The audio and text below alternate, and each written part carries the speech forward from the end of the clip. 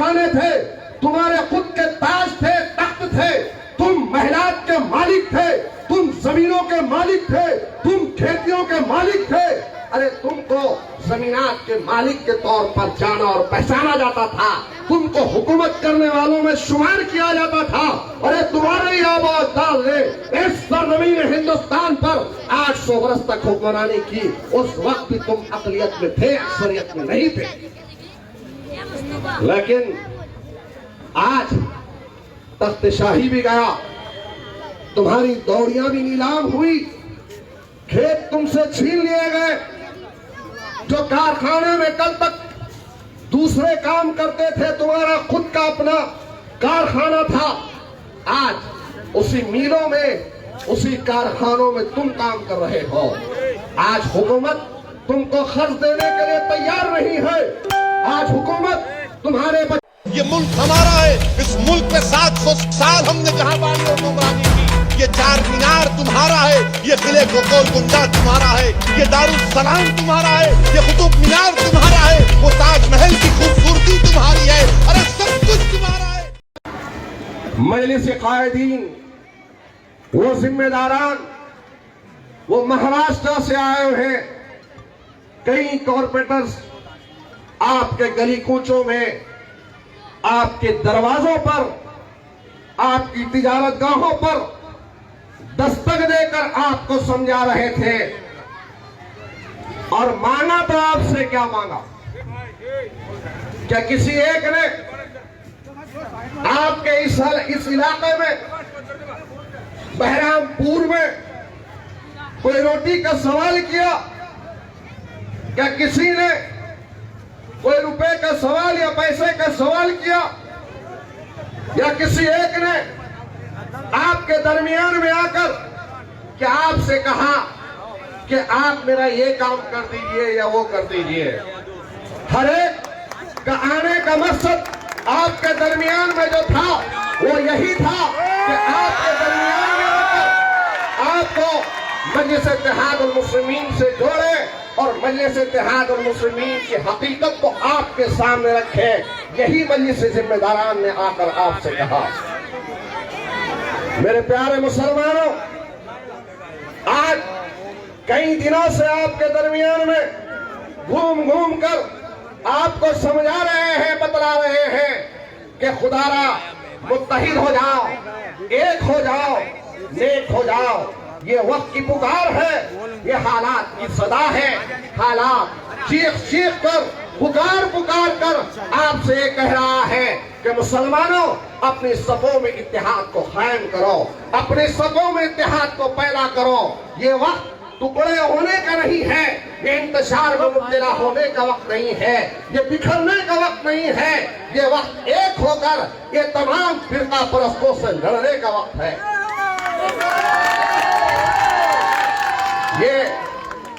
ये थाली बजाने के लिए मेरे भाई मैंने बात नहीं कहा हो।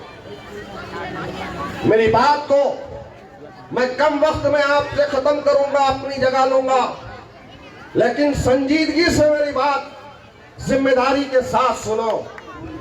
खुदा के लिए इस वक्त की हकीकत को समझो और आने वाले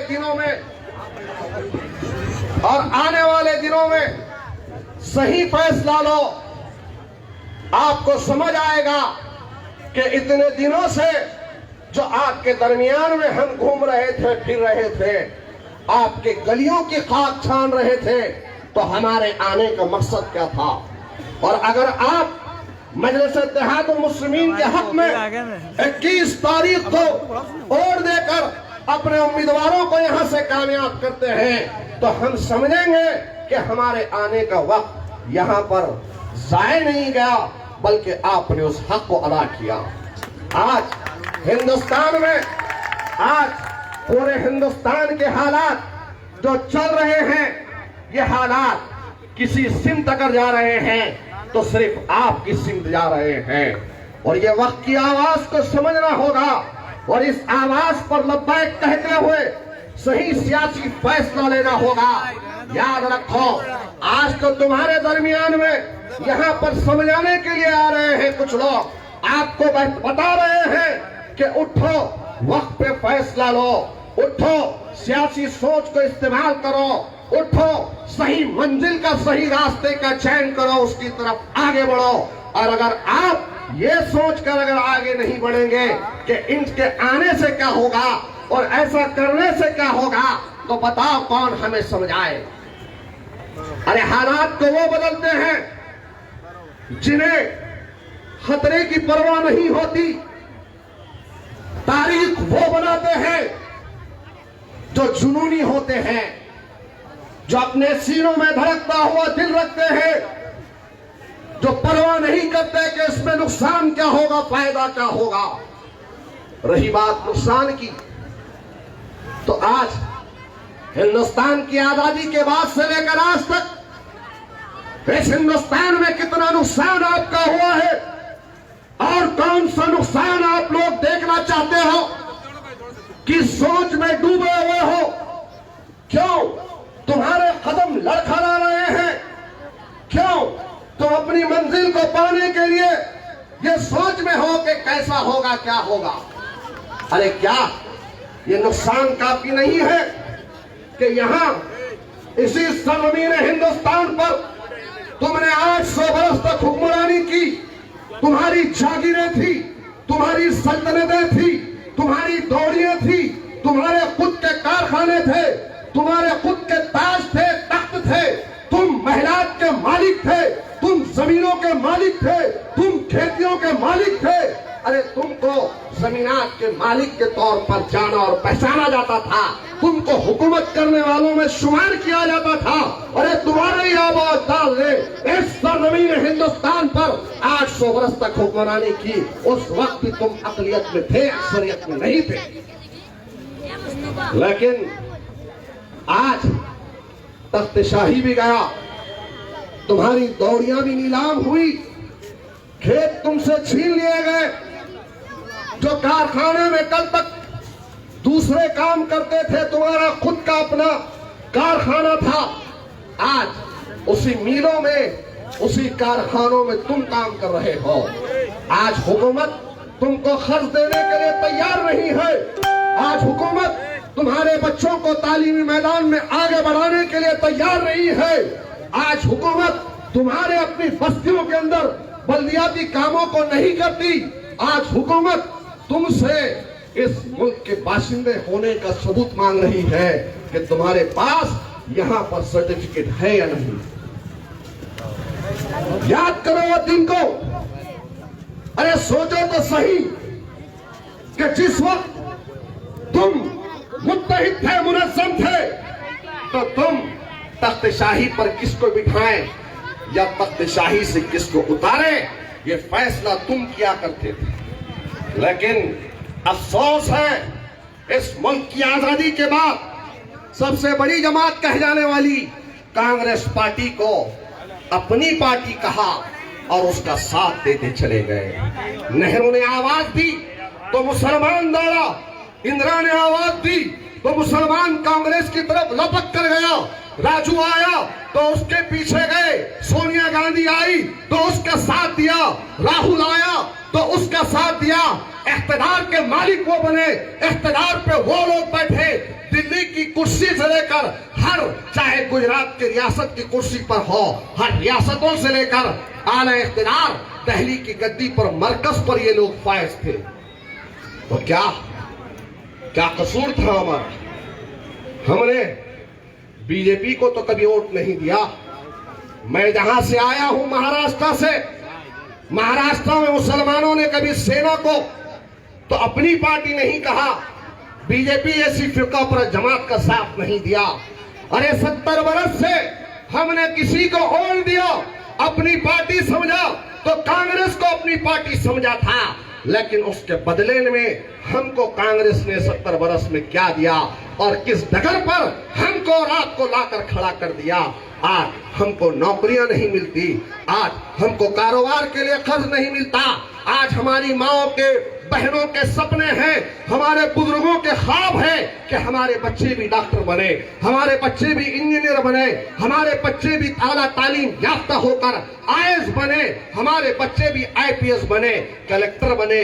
ये हमारे ख्वाब है, जजेस की नौकरी पर हम अपने बच्चों को देखना चाहते हैं, लेकिन इस तालीम से महरूम अगर किसी ने किया, इस तालीमी पसमानदगी के अगर कोई जिम्मेदार है तो कांग्रेस पार्टी है।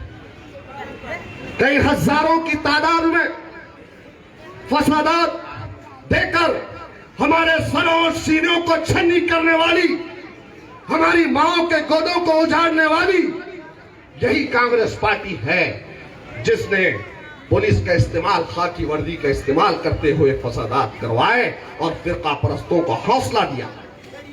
यही वो कांग्रेस पार्टी है जिसकी वजह से हिंदुस्तान का मुसलमान आज बेरोजगार है। यही वो कांग्रेस पार्टी है जिसने तुमसे हक और इंसाफ छीना, तुम्हारा अधिकार छीना। यही वो कांग्रेस पार्टी है जिसने मुसलमानों को बम धमाकों के नाम पर जेलों में 10-10 बरस तक सड़ने के लिए छोड़ दिया।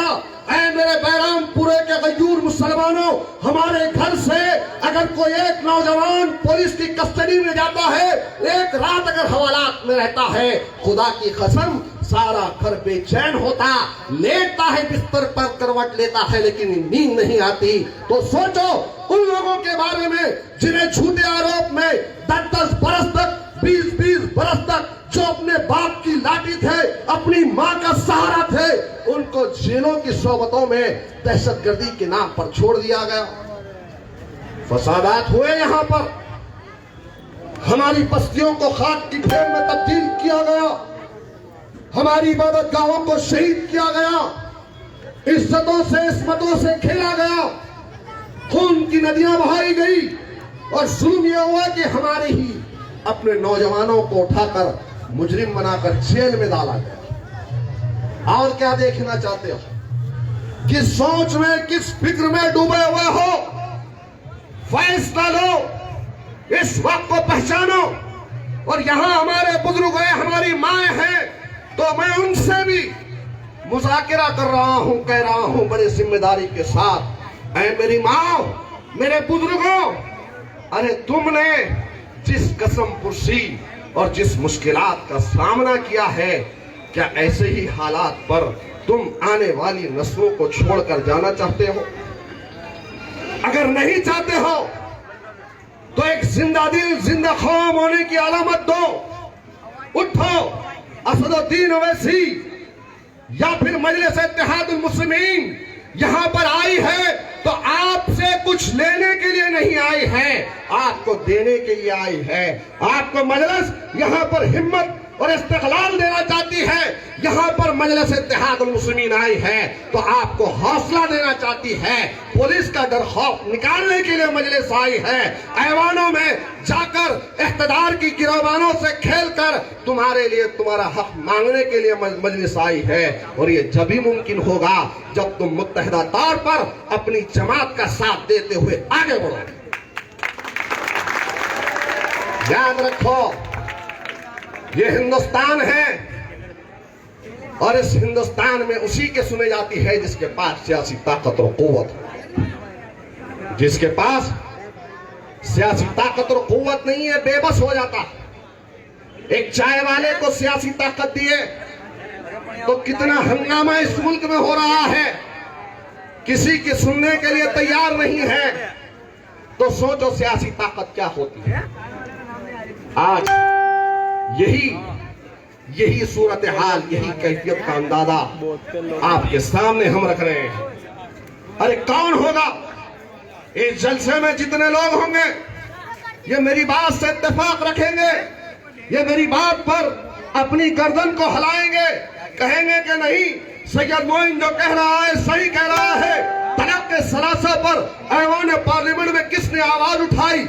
अखलाक का कत्ल हुआ, पहलू खान का कत्ल हुआ, आमिर अंसारी का कत्ल हुआ, तो उनके घरों पर पहुंचकर उनकी इयादत करने वाला, उनके घरों पर पहुंचकर उनके आंसू को पोंछने वाला कौन था? कौन था जिसने एनआरसी के खिलाफ में आवाज उठाई? कौन था जिसने बाबरी मस्जिद की शहादत पर जो फैसला आया उस फैसले से कहा कि फैसला जो हुआ है इसमें सही इंसाफ से काम नहीं किया गया? हर एक मानेगा, हर एक इत्तेफाक रखेगा कि नहीं सही बोल रहे हैं कि मुसलमानों के लिए तो सिर्फ एक ही लड़ता है, वो असदुद्दीन ओवैसी। लेकिन मेरे भाई, जब वोट देने का वक्त आता है तो हम सोचते हैं कि नहीं ऐसा करे तो ऐसा होगा, बड़ा कैलकुलेशन करते हैं, बड़ा हिसाब किताब करते हैं। कैलकुलेशन ये हमको ले डूबेगा। खुदा की कसम, बड़े जिम्मेदारी के साथ कह रहा हूं, ये स्टेज पे जितने महाराष्ट्र से लोग आए हुए हैं मेरी इस बात की गवाही देंगे कि महाराष्ट्र में भी एक फिरका परस्त बहुत बोलता था, जो ठाकरे के नाम से मशहूर था, बहुत बोलता था। जब कभी वक्त आता, खाकी वर्दी वाले उठाकर हमारे बच्चों को जेल में डालते, फसादात होते, सब जुल्म था। लेकिन जैसे ही अल्हम्दुलिल्लाह मजलिस इत्तेहाद अल मुस्लिमीन का दाखिला हैदराबाद से महाराष्ट्र की तरफ बढ़ा, फिर मेरे भाई, चाहे तोगड़िया हो कि ठाकरे हो कि साक्षी महाराज हो कि आपका योगी हो कि फिर मोदी हो कि आपके पास गए टकला अमित शाह हो, बड़ा संभल के बोलते हैं।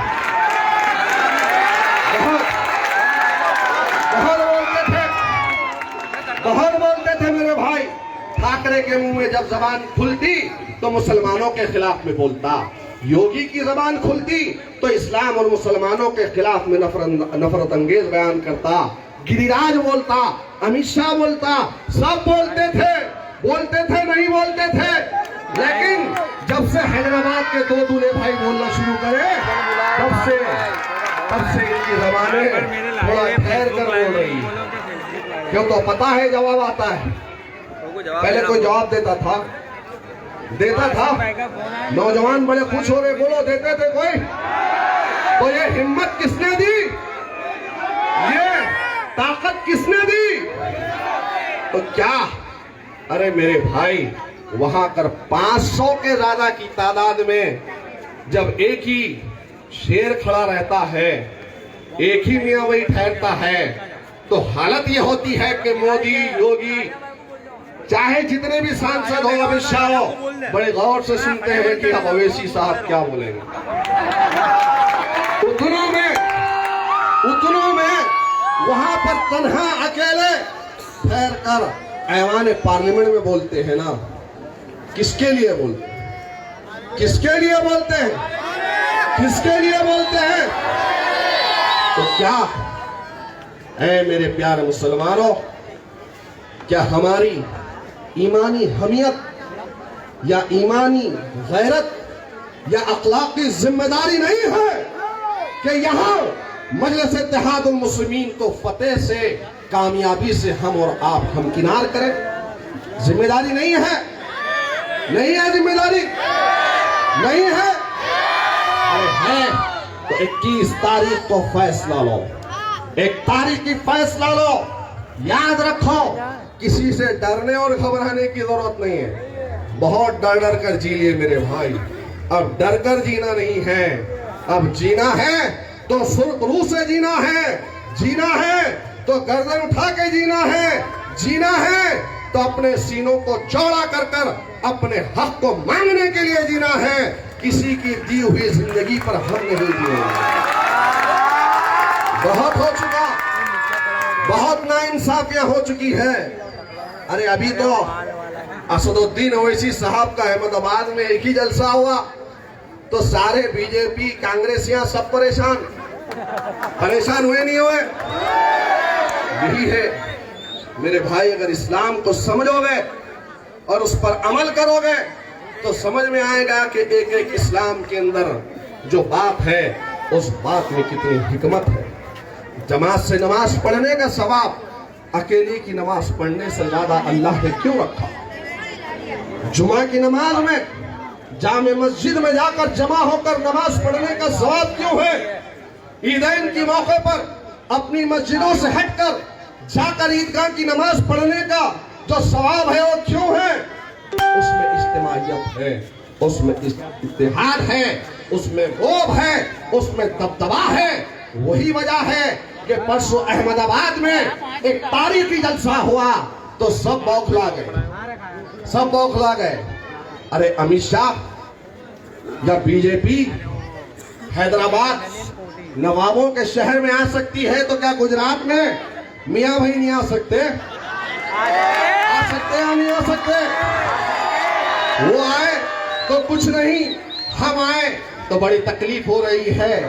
यानी अपना बाबा लोगों का पोता है, ये तो वही बात हो गई। लेकिन आज तारीख को बदलो। तारीख गवाह है कि तारीख को बदलने वाले जुनूनी होते हैं।